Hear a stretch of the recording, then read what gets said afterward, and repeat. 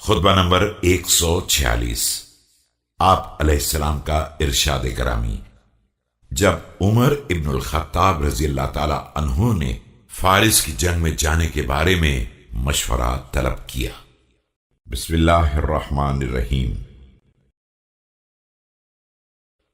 یاد رکھو کہ اسلام کی کامیابی اور ناکامی کا دار و مدار قلت و کثرت پر نہیں ہے، بلکہ یہ دین خدا ہے جسے اس نے غالب بنایا ہے، اور یہ اسی کا لشکر ہے جسے اسی نے تیار کیا ہے،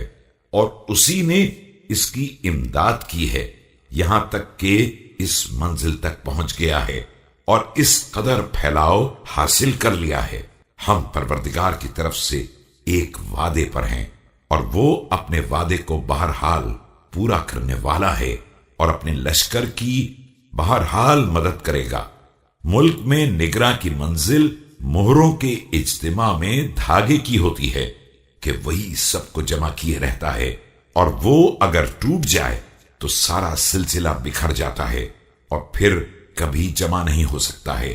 آج عرب اگرچہ قلیل ہیں لیکن اسلام کی بنا پر کثیر ہیں،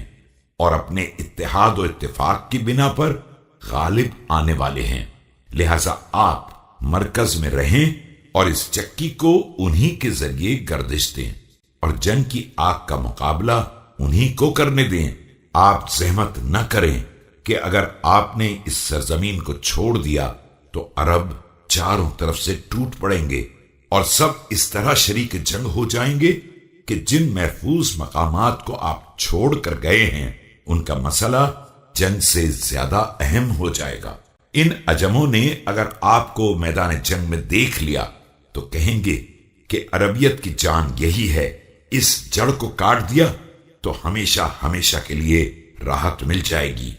اور اس طرح ان کے حملے شدید تر ہو جائیں گے اور وہ آپ میں زیادہ ہی طمع کریں گے۔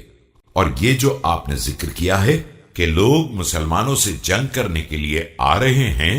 تو یہ بات خدا کو آپ سے زیادہ ناگوار ہے، اور وہ جس چیز کو ناگوار سمجھتا ہے اس کے بدل دینے پر قادر بھی ہے۔ اور یہ جو آپ نے دشمن کے عدد کا ذکر کیا ہے، تو یاد رکھیے کہ ہم لوگ